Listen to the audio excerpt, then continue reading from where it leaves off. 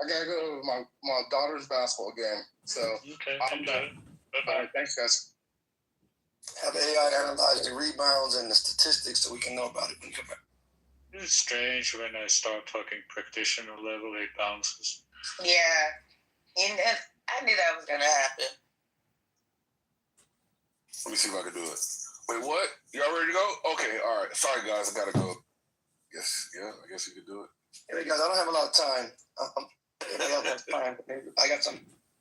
Good morning, everybody. Good morning. How y'all doing? What's up, bro? How you doing this morning?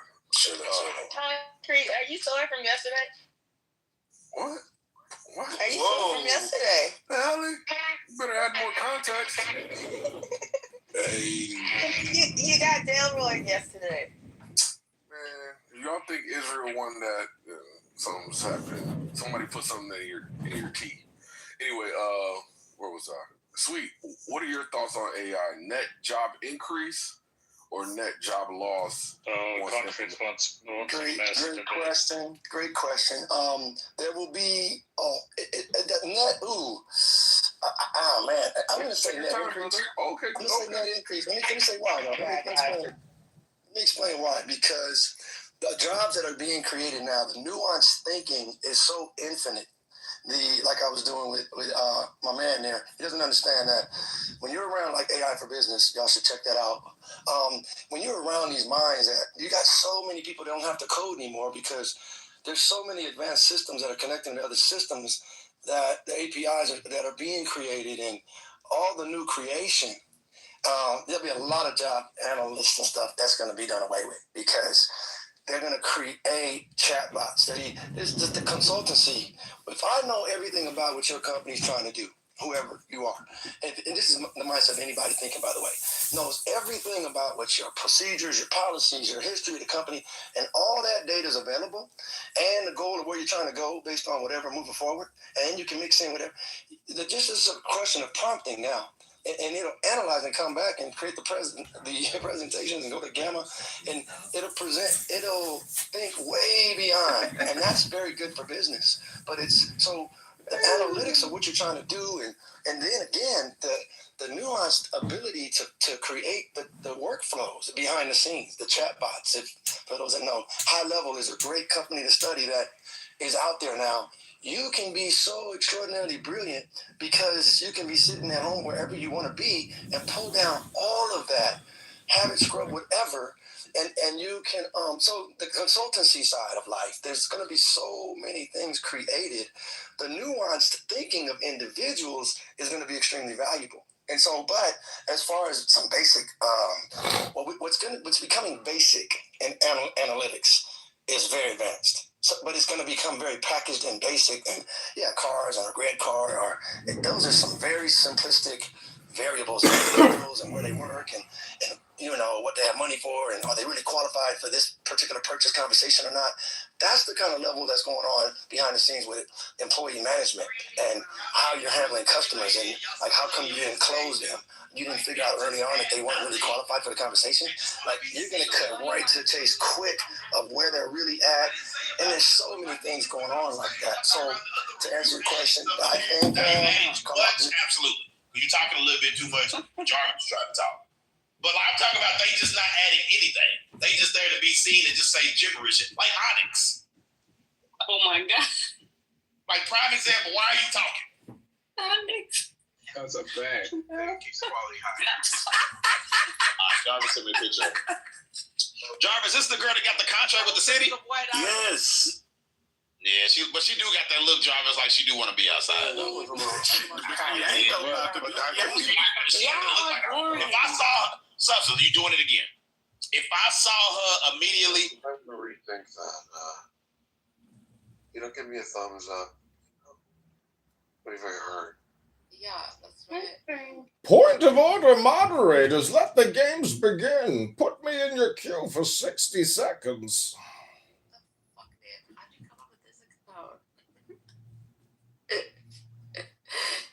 I just want to read to you some poetry. Why not?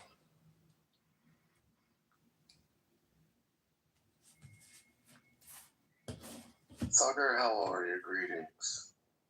How good of you to join us. Indeed. Thugger. All right, Bean, look here. Actually, I have a request for this guy if he wants to read something, and if he, I think he should. Not you. What is your request, Megatron? My request from you is going to be Ezekiel chapter 1. Do you feel in charge? Well, I'm at. You don't fear death. You welcome it. Your punishment must be more severe. Boy, please.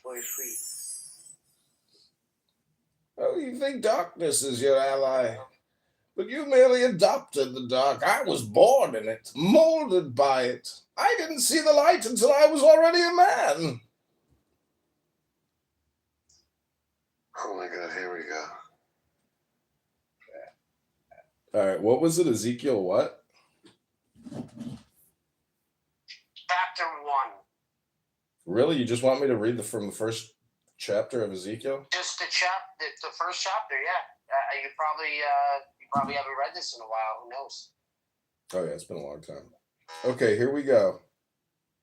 Ezekiel 1, everybody. This is your morning meditation in the Bible and Quran room. This is Ezekiel 1. In my 30th year, in the 4th month... No, you're supposed to read it as Bane. While I was among... Read it regular. Read it regular, man. I am reading it regularly. While I was among the exiles by the Kitover River, the heavens were opened, and I saw visions of God. On the 5th month, it was the 5th year of the exile of King Jehoiachin. The word of the Lord came to Ezekiel the priest, the son of Butzi, by the Kitover River in the land of the Babylonians. There the hand of the Lord was on him. I looked, and I saw a windstorm coming out of the north, an immense cloud with flashing lightning and surrounded by brilliant light. The center of the fire looked like glowing metal, and in the fire was what looked like 4 living creatures. In appearance, their form was human, but each of them had 4 faces, 4 wings. Their legs were straight, their feet were like those of a calf, and gleamed like burnished bronze. Under their wings, on their 4 sides, they had human hands. All 4 of them had faces and wings, and the wings of one touched the wings of another. Each one went straight ahead. They did not turn as they moved.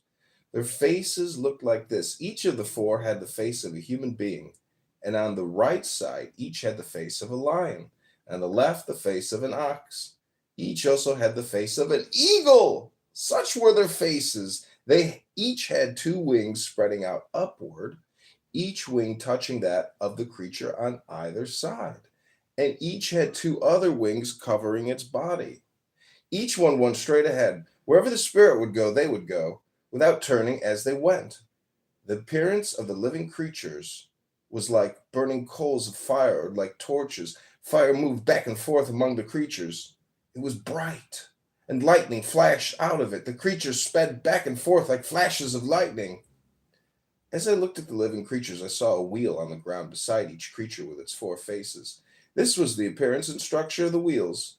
They sparkled like topaz, and all 4 looked alike, each appearance to be made like a wheel intersecting a wheel. As they moved, they would go in any one of the 4 directions the creatures faced. The wheels did not change direction as the creatures went. The rims were high and awesome, and all 4 rims were full of eyes all around. You want me to keep going? When the living creatures moved, the wheels beside them moved. And when the living creatures rose from the ground, the wheels also rose. Wherever the spirit would go, they would go, and the wheels would rise along with them, because the spirit of the living creatures was in the wheels. When the creatures moved, they also moved. When the creatures stood still, they also stood still. And when the creatures rose from the ground, the wheels rose along with them, because the spirit of the living creatures was in the wheels. Far out, man. Spread out above the heads of the living creatures was what looked something like a vault, sparkling like crystal and awesome. Under the vault, their wings were stretched out one toward the other, and each had two wings covering its body. When the creature moved, I heard the sound of their wings, like the roar of rushing waters, like the voice of the Almighty, like the tumult of an army. When they stood still, they lowered their wings. Then there came a voice from above the vault, above the heads as they stood with lowered wings. Above the vault, over their heads, was what looked like a throne of lapis lazuli, and high above, on the throne, was a figure like that of a man. I saw that from what appeared to be his waist up, he looked like glowing metal, as if full of fire. That from there down, he looked like fire, and brilliant light surrounded him, like the appearance of a rainbow. Ooh! In the clouds on a rainy day. So was the radiance around him. This was the appearance of the likeness of the glory of the Lord. When I saw it, I fell face down, and I heard the voice of one speaking.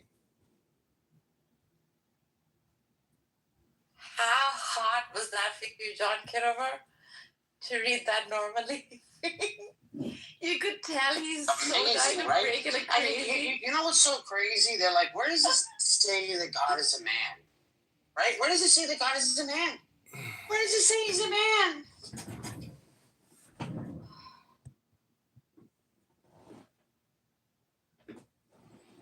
Well, that's actually describing the universe card in the tarot. I'll change my PTR, but that imagery of the eagle, the lion, the ox, and then the fourth object or the fourth, it's the image of God. So that to me is like somebody tripping, probably on shrooms, smoking weed, drinking wine, and writing a far out poetry, just like Revelation, which is what you and I can do as well. And we can make it even more fantastical. So you got to realize that when they wrote it down, people would read it to each other just in the same way that we would. So this was our content and our entertainment. And there's a mystical treatise in there, which is esoteric.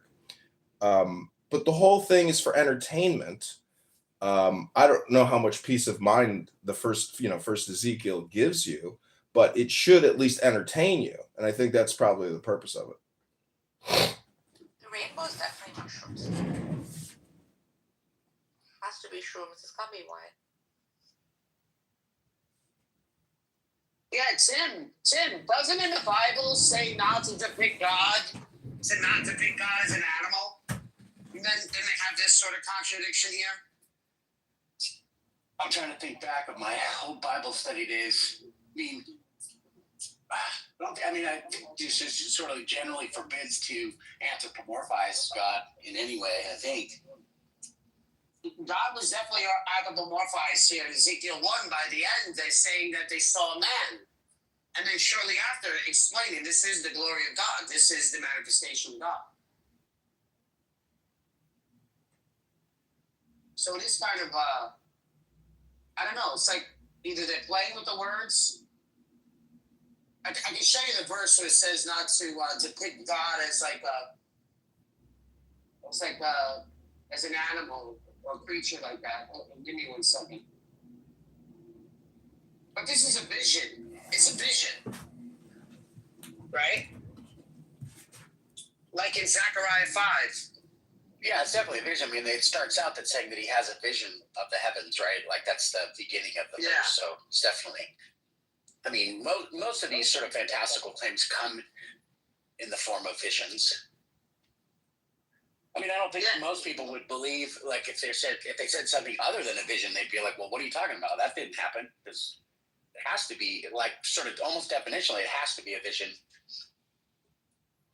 Ezekiel's also known so it's as. not so much that it's perfect, right? Blaine, you got Zechariah 5 on cue there. Zechariah 5. Let me just say that Ezekiel's also known as Chaldeans, and there's what's called the Chaldean oracles. And the last sentence of this says that in Ezekiel, when I saw it, I fell face down, and I heard the voice of one. So the one God, or the voice of one, that's you. And you know, what do you want me to read? Zechariah what? Chapter 5. I was named after Zechariah. Chapter 5. Yeah, sorry, Tim. This is also a good one in the vision because here it depicts women as angels, but not angels, but wings like a stork. You know, so it's a vision. You can't say that women are angels, or can you? If it's a vision, I don't know. Of course they are. It's another contradiction here. It's not contradiction, it's incoherence. Well, the point of the contradiction or pointing out a contradiction is that there's a deeper message, right, that you can't see initially. So that's the reason why, like, the rabbis like have these conversations about the Old Testament. They have these arguments. They go back and forth. I think tarot is what reveals what all this messaging is in Revelation, because it's all Kabbalah. John, Jesus, all of them were Kabbalist interpreters or esoteric Kabbalists. But anyways, this is Zechariah 5, the flying scroll. I looked again, and there before me was a flying scroll. He asked me, "What do you see?" I answered, "I see a flying scroll, 20 cubits long and 10 cubits wide." And he said to me, "This is the curse that is going out over the whole land. For according to what it says on one side, every thief will be banished, and according to what it says on the other, everyone who swears falsely will be banished. The Lord Almighty declares, I will send it out, and it will enter the clubhouse of the thief, the house of the thief, and the house of anyone who swears falsely by my name. It will remain in that house and destroy it completely, both its timbers and its stone." And it's stone. Okay, now the next one. The woman in a basket. Then the angel who was speaking to me came forward and said to me, "Look up and see what is appearing." I asked, "What is it?" He replied, "It is a basket." And he added, "This is the iniquity of the people throughout the land." Then the cover of lead was raised, and there in the basket sat a woman. He said, "This is wickedness." And he pushed her back into the basket and pushed its lead cover down on it. Then I looked up, and there before me were two women, and with the wind in the wings. They had wings like those of a stork. And they lifted up the basket between heaven and earth. "Where are they taking the basket?" I asked the angel who was speaking to me. He replied, "To the country of Babylonia, to build a house for it. When the house is ready, the basket will be set there in its place." Will be placed. Yes, very good. So, what's wonderful about this translation, this is like one of the main stories I go to, like when I read a different Bible translation, because the basket, it changes names, right? Like sometimes like a weighing thing, or like knowing how much portion, so they call it different names. Pretty interesting. And the way they use the word Babylon, some of them have different understanding of what Babylon is. So it's like one of those. It's one of those stories you could always go to right away. And from reading the NIV, you can tell the difference, in the language they're using. It's one of my go-tos. Did you get tired of it? Tim's got an open mic. You've given me some real little nuggets, Megatron. Maybe I'm hot micing, I think. Tim is hot micing. Yeah. Doesn't know. Yeah. I was just saying you've given me some little nuggets. But to me, this is all related to Kabbalah. The 10 by 20, the 10 Sephiroth, Babylon, the iniquity within the basket. They're building a house for it. Hey, John, I just want to say I really appreciate, your sharing of wisdom. I really like that. Oh, thanks. Yeah. I don't have any personal wisdom. I'm a schmuck, but this fool knows how to read books. And because of that, I've enjoyed life even more. Oh, fuck. That was Dean's voice. How'd you get that going? Fuck. I'm just that good, Narges. I'm a little bit like Daniel Oh my Nero. John Kitover? How the fuck did you do that? What did I give you, a tickle in your pickle?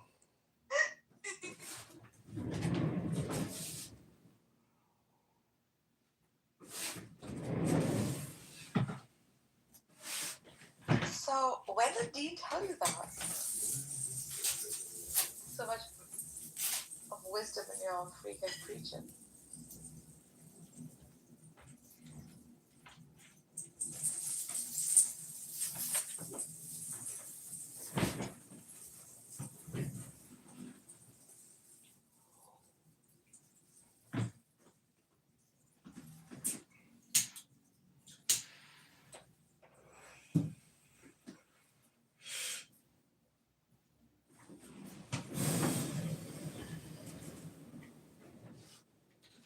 Well, point of order, moderators, I would just say that at the end of the day, there is a secret way to get in touch with the divine. And I don't care what background you come from. I'm pretty sure if you came to the John Kitover, holographic simulator experiment room, and I were to give you the magic cocktail and told you to read these certain books, and then we recorded you reading it, and you were to re-listen to it, neurolinguistically, it would be an extremely wonderful experience for you. And I think we could call that wonderful experience the presence of the one. I've done NLP, by the way. All it really is just neuronal brain imprinting from reading texts.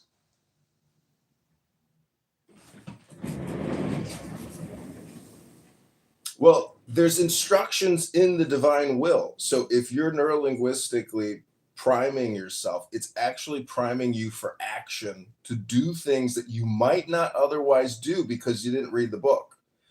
And basically, it's for your betterment. It could be doing your laundry. It could be going to the park and working out. I'm just saying that it's up to you how you use it. But there's wisdom and instruction within the framework of these sacred texts for your betterment. So it is all personal development, self-development. You're building a temple in your brain and you're polishing the marble floors, and it's the artificer's construction, or it's your divine construction is what you're working on. Hey, Toast, do you have any wisdom to share?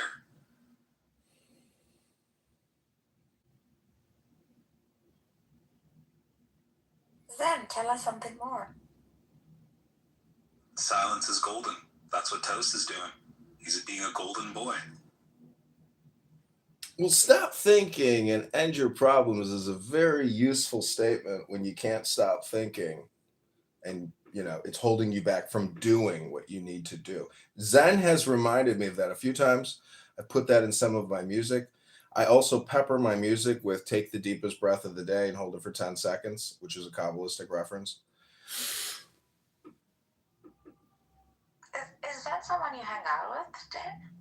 Zen is a serial clown house recorder like me. We enjoy recording and mocking.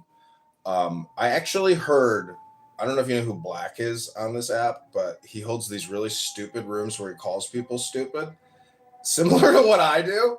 And yesterday, somebody was asking him if... Hey, man, stop gaslighting. I don't record. I just listen to your recordings. Come on, stop gaslighting. Anyways, so this guy was getting gaslit, and he said, "Are you mocking me? Are you? Because I get the feeling you're mocking me." And I couldn't stop laughing because there's this scene in Rob Roy where the Marquis is saying, "I will not be mocked. I will not be mocked."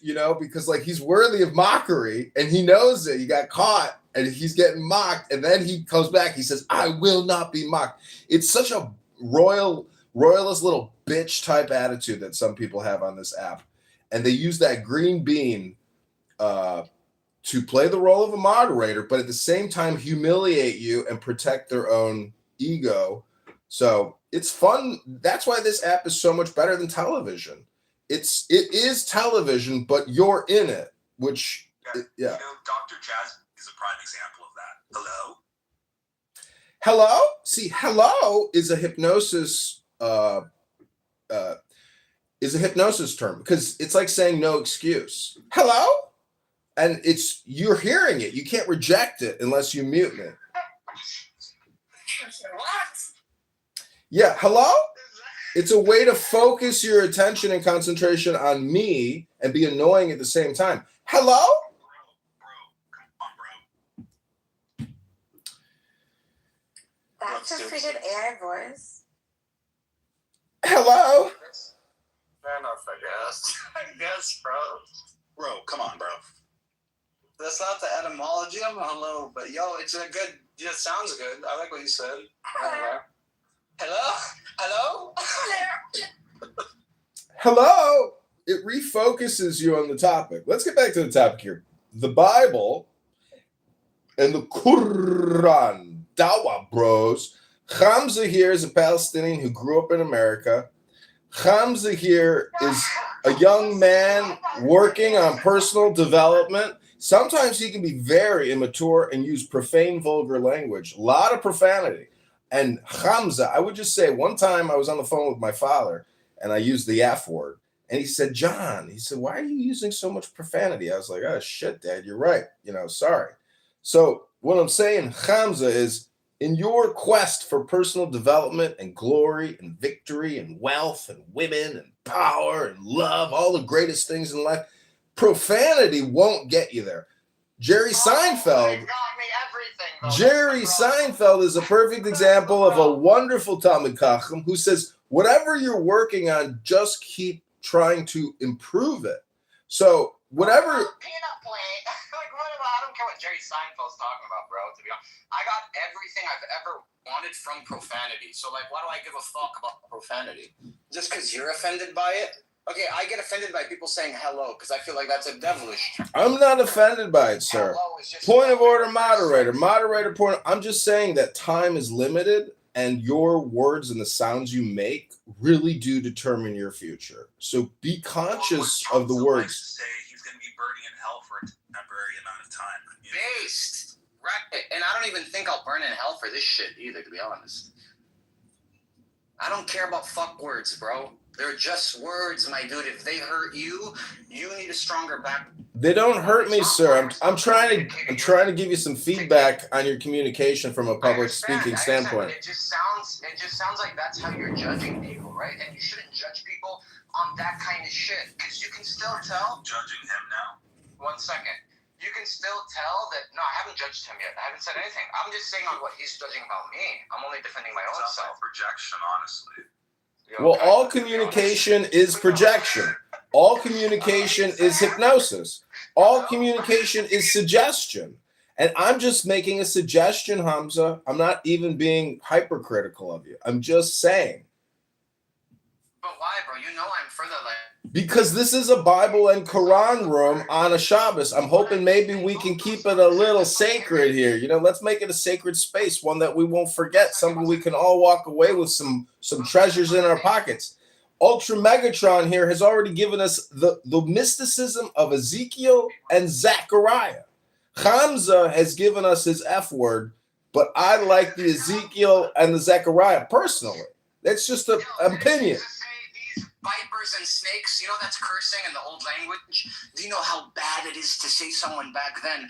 These vipers and snakes, bro, you're cursing their mothers when you say something like that. So I'm just following in the tracks of Jesus, right? I'm just doing what Jesus. Though. Jesus was poetic. You're not being. Yo, I'm not that poetic, bro. Cursing. Yeah.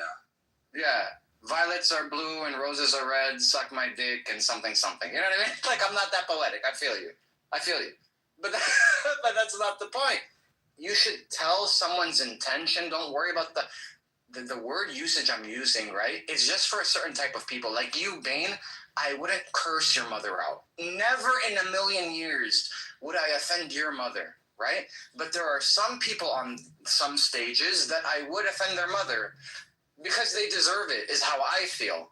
They are people who are sophists. There's the sophistry they try to pull. They believe in the truth, yet they still don't accept